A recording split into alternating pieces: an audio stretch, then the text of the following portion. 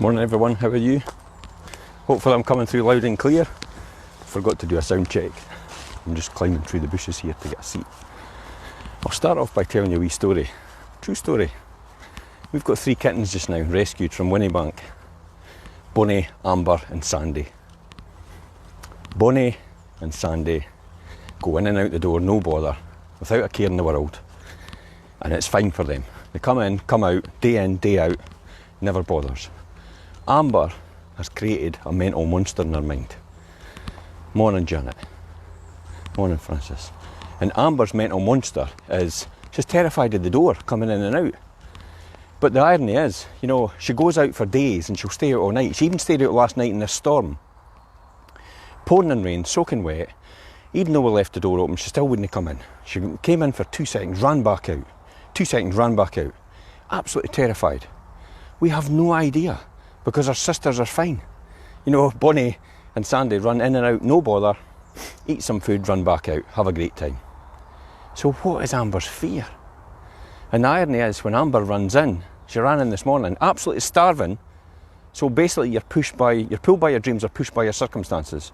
And Amber now is 2 days into no eating. So she's now pushed by her circumstances. She has to eat. So she comes in and she just goes with it. And then as soon as she starts eating, I'll close the door. She gets a wee bit afraid. And then she comes up and cuddles me. What's that all about? Where was the fear? In her mind. And it's weird. Morning Margaret. Morning Val. Morning Louise. I just don't get it completely. But this is why I talk about fear so much. Excuse me, because I'll need to wipe the bench because it's soaking. Oh, give me 2 seconds, this has popped out.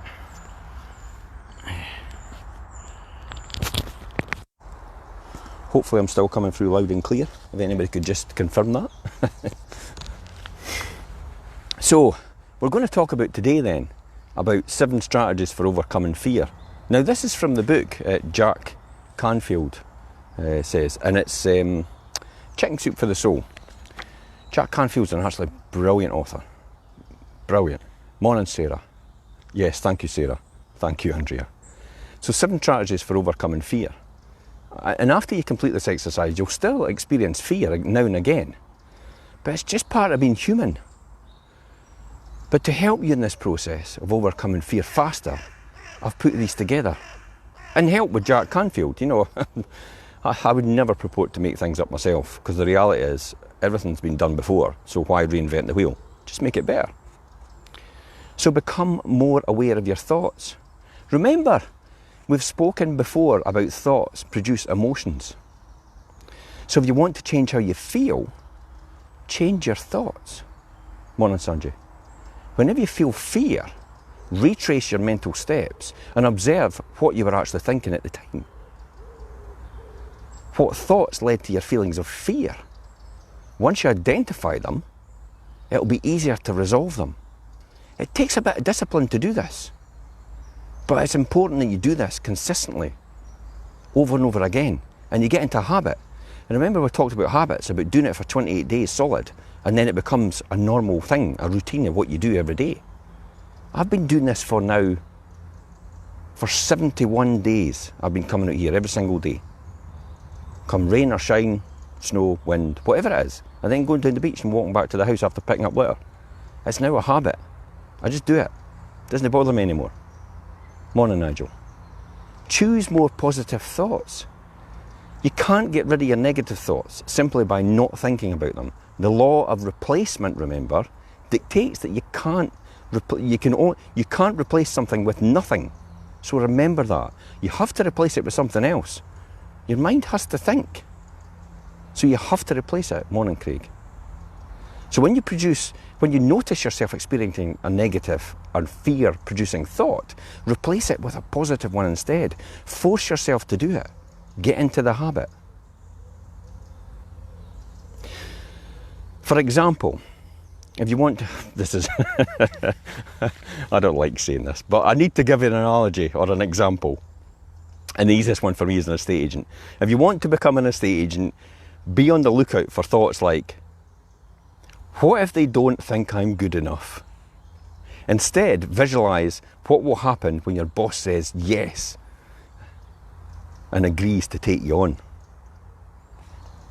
Notice the physical effects of fear of thoughts. Observe the physical sensations you experience when you feel a fearful thought. You may feel fear as a sinking feeling in your stomach, or a tightening of your shoulders or chest, or an elevated heart rate. Notice what you feel and then consistently replace them with sensations you'd rather be experiencing. This is how to change things in a heartbeat. Tony Robbins talks about this all the time. You can change your mood in a heartbeat just by straightening up your shoulders, just by taking deeper breaths. It's easy enough if you know how. So focus on the positive emotions such as peace and joy. Show up in your body as a warmth rush and a tingle of delight. Imagine yourself experiencing these sensations instead, and your fears will be neutralised. This goes back to listening to probably your favourite song when you were younger, and all the emotions that it actually inspires within you. One of the ones I love is Lionel Richie, Dancing on the Ceiling. That fires me up something rotten. I don't know why, it just has a real positive effect on me. So use positive affirmations. Utilise affirmations to create more positive thoughts. Affirmations are powerful statements that describe the reality that you want to create, and they're powerful antidote to fear. So here's how affirmations work. Imagine the reality that you would like to create from positive statements that describe it as already being achieved. For example, I'm so happy and grateful now that I'm a very successful estate agent. I mean, the reality is you might not be just now, but if you keep conditioning your mind to say that, it will probably happen eventually. By stating that it has already been achieved, you're creating a tension that what you're saying and experiencing physically and what your mind knows to be true. So your subconscious doesn't like to have that tension, and it'll begin to work overtime to resolve it, prompting you to take more action and become more aware of resources that will help you achieve your goal. So your body actually works towards achieving that result because your mind is telling it to, without you actually knowing and realising.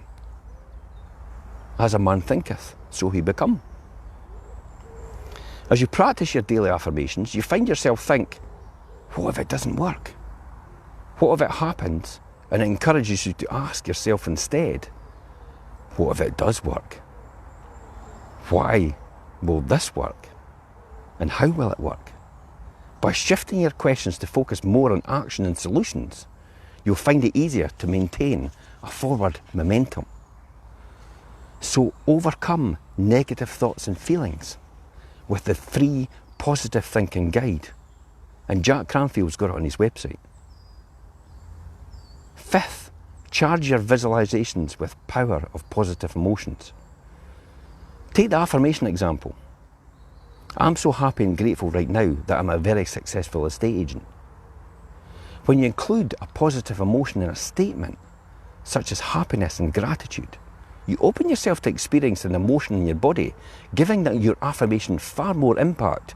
It's the same way round when you think about a negative emotion.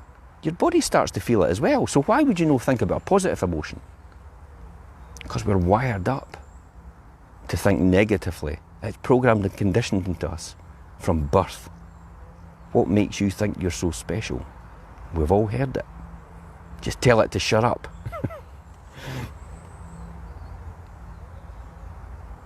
Just as the emotion of fear can paralyse you, intense positive emotions can motivate you towards greater success. So be realistic about risk. This is important. A practical and often overlooked strategy for overcoming fear is to make sure you're not risking more than you can afford to lose. To grow and achieve greater success, you have to risk something. Just make sure that you can bear the loss if you don't succeed the first time. My advice is to begin by taking on smaller challenges and work your way up. So when I first started in buy-to-let, many years ago, 27 years ago actually, I just started with one property and I worked on it like that, and then over a period of time I began to work out exactly what I needed to do to make it more successful. So I was taking small risks in the beginning, and then it became easier later on. And it's kind of the same way with your mind. If you want to start a small business, you need to have guaranteed income every month to pay your mortgage and stay out of debt. So maybe run your business alongside your job until you have enough clients to quit your job for good. That's what I did with my buy-to-let business. Did exactly the same thing. I've worked as an accountant in industry for many, many years before I actually made any attempt to leave later on. And it was only probably about, I think it was about 15 years in, or maybe 10 or 12 years in, where I was able to leave my job and actually replace my income and more. But I was never going to leave in the first place because I couldn't take that risk of just having no income. So if you're starting your first job in sales, call on prospects or customers who will be easier to sell to. If you're eager to take on new responsibilities at work, start by asking to do parts of the project that you're actually interested in. If you want to run a marathon, start slowly. A simple Couch to 5K app. Master the skills that you need to learn, move throughout your fears, and then take on the bigger challenges later on. And remember to celebrate your success. You've overcome countless fears to become the person that you are today. Whether it was learning to ride a bike, driving a car, or kissing someone that you liked for the first time. Does anybody remember that? Jeez, how much tension I had. Taking risks and opening yourself up to new experiences is always a little scary. But when you embrace your fears and take action anyway, you'll build up confidence in your abilities. The situation you're facing right now and how your fear is manifesting may be different than what you're experiencing in the past. But you already know how to overcome these fears. You spent a lifetime doing it. So I encourage you to follow Emerson's advice and do the thing you fear, and everything else will go away. It's the best possible way to grow as a person and achieve more success in your life. Every successful person I know has been willing to take that leap of faith, even though they were afraid to do so. I've done it myself loads of times. And the very fact that I'm doing this now, do you not think I'm fearful? Somebody might judge me. But I feel the fear and do it anyway. Because they knew that if they didn't act, the opportunity would pass them by. So recognize fear for what it is. This is a mental trick your ego uses to protect you from negative outcomes it imagines. You create the fear and you have the power to dissolve it as well, literally by taking action. Your brain is designed to protect you. So when you have fear, it tells you, shut down, protect me. That energy can be turned around and used in a positive way by understanding it and turning it around. And sometimes ignoring it, that voice in the back of your head. What makes you think you're so special? Shut up. Just tell it to shut up. So let me ask you, how are you overcoming your fear today? I challenge you to do something that really scares you to do today, and tell me all about it. I'd love to hear. So if you've got any questions or comments, leave a comment below or in this post. I'd love to hear from you. And remember to share this with someone else. Everybody has this. You sit and think to yourself, who will I share it with? Everybody. Literally everybody has fear. We're all in it together. Remember that. Safety in numbers. And I'll see you tomorrow at 7:30.